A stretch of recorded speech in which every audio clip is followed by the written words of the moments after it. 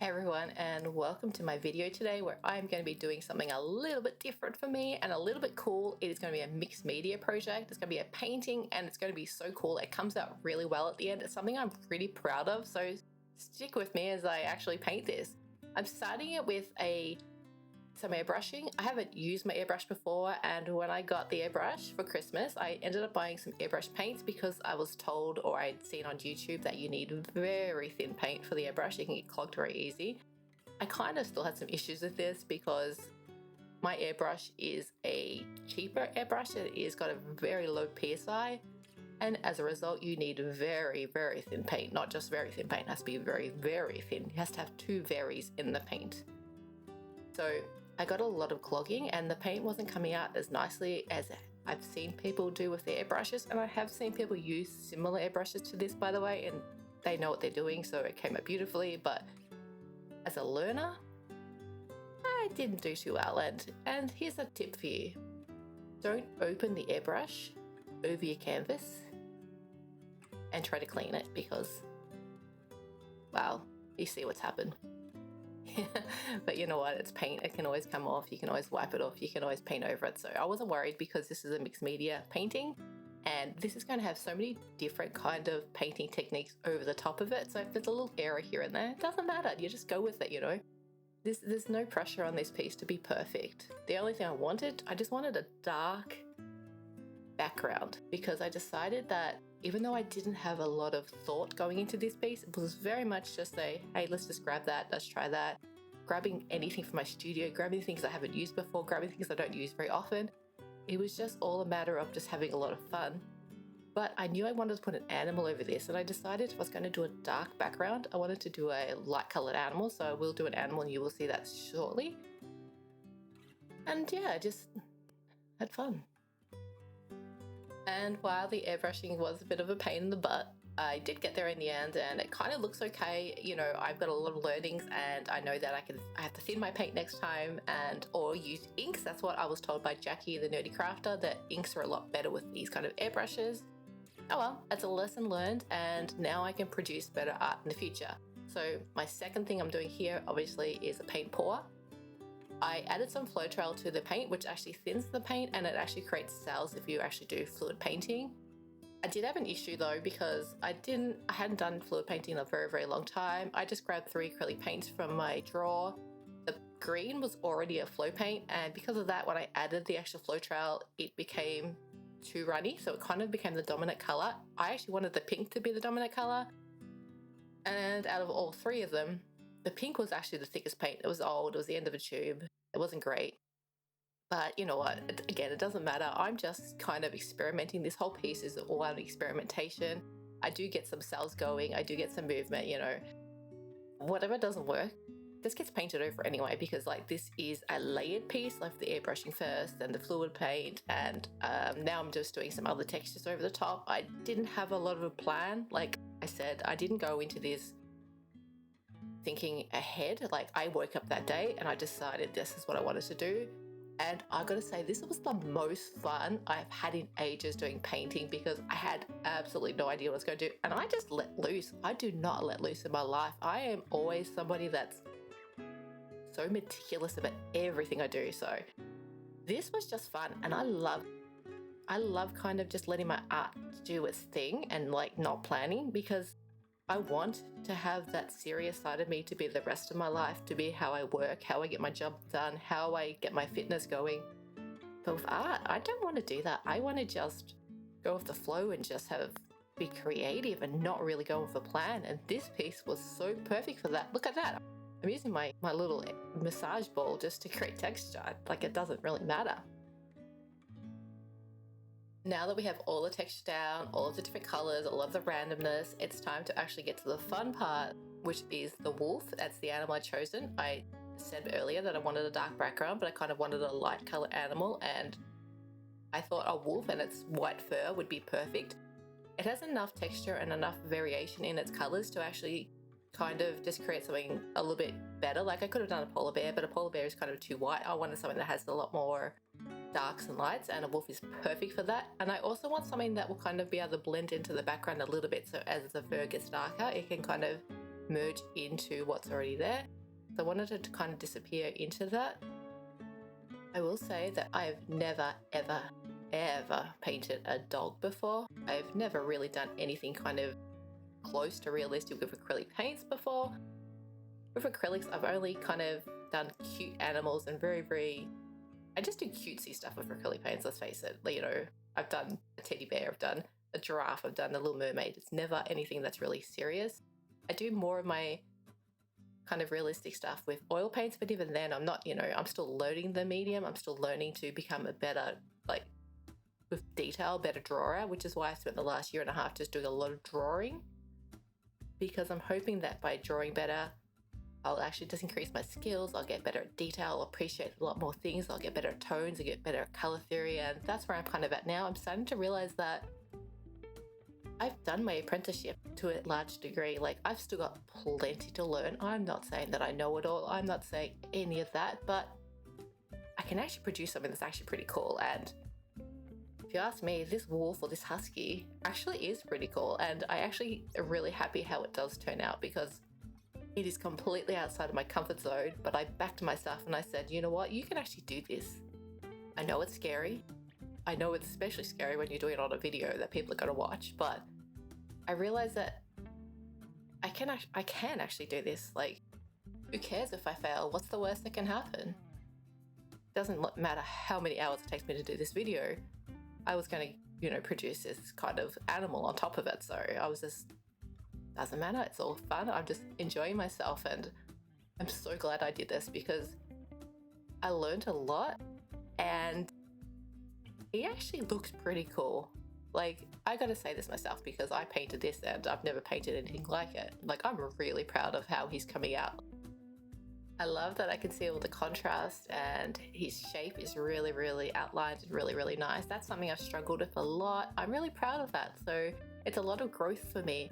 I love the actual darkness and the grays. And what I did actually, I just want to say this, a lot of the time I didn't even rinse off my paintbrush. I went in from the whites to the blacks, and I didn't even clean the paintbrush.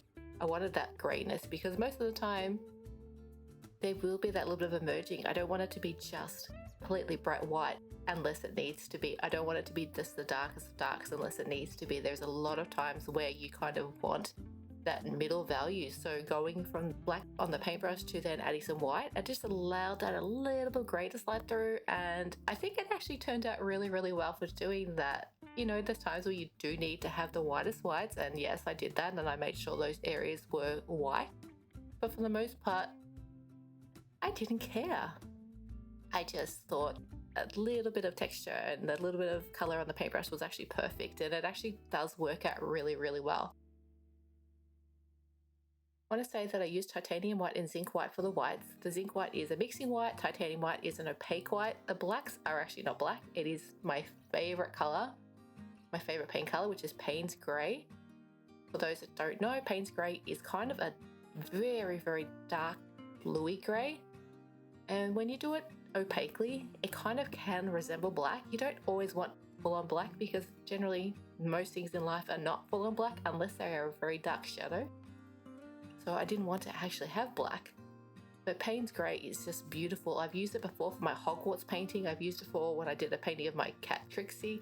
It is my favorite kind of black alternate color. I do use a little bit of black later on him, just for his pupils and also the shadows of his nostrils. And that's only because I do something later on in this painting where I actually do pull out the black paint, and that was kind of the perfect choice for it, and it allowed those things to just separate and actually look as dark as they should, because I don't want the rest of him to be that dark, because it shouldn't be that dark. He's not black. I must say that I absolutely love these detail paintbrushes. I've struggled for the longest time finding the right paintbrushes for those very, very small details, like hair thin details.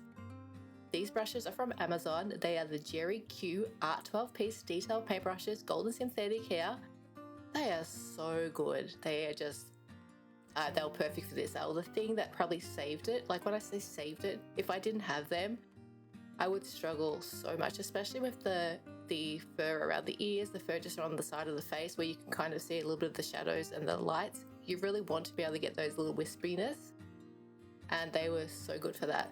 Just want to say what I'm doing here, I'm just darkening a little bit of the actual background. I don't want to over paint over the actual colors that I've got from the paint pour, but I just want to try to make it the illusion of his body going in there, and I saw that it was a very similar shape, so I was able to do that by just adding a little bit of the paint grey thinned down. And now I'm adding the second major element to this piece. It was the second thing I really wanted to do, which is adding a full moon. It's a wolf. Obviously, full moon and wolf go hand in hand together. And to produce the actual glow of the actual full moon, I pulled out the airbrush again. This time I used some airbrush medium to actually thin the paint. I still had dramas. I still found paint was still clogged in there, but I got it going. That airbrush will not defeat me. I will eventually get there. I know a lot more than I did before. You have to clean them so vigorously. Not that I've ever thought I wasn't cleaning it. Like, I've soaked it, I've scrubbed it, I've done everything, but still not enough. But a lot of the problems were the fact that my paint was just too thick. With thinner paint, using something like an airbrush medium or using inks instead of acrylic paint, things will flow through a lot better. They will not get trapped, and it will actually work a lot better than what it has for me. It will not defeat me. I think the airbrush is a really awesome tool. And I actually can't wait to kind of use it more and actually really start to nail how to use it and actually produce really cool things with it. It's still very learning stage for me. Here is my little howling wolf. I will say that I started him a little bit too chunky. I kind of just looked at a reference picture of a silhouette and I kind of just sketched him on there. It was very, very rough. And again, I haven't done a lot of dog painting, so I kind of got him a little bit wrong, but you know, I do fix that at the end. But I kind of love him. Okay, chat, I need your help with something, and I do not have a name for this piece. I kind of want to name the dog Luna. Obviously, Luna is a great name for a dog, and obviously there's a moon element.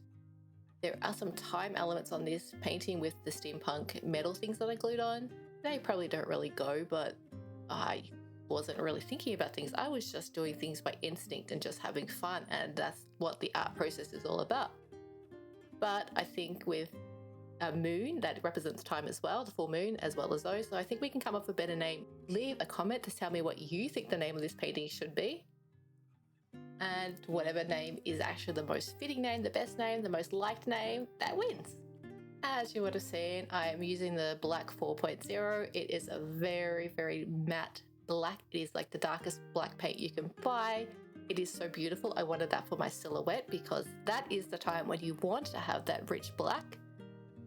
But I love how this black just really stands out. Like, it's really, really beautiful.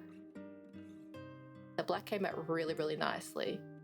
I started trying to get a bit more mixed media in here, trying to bring in the flow of everything together, and I started putting some leaves on there. I painted the leaves, and I really hated what I did with the green and the red ones, but then I did some blue ones, and I'm a lot happier with those.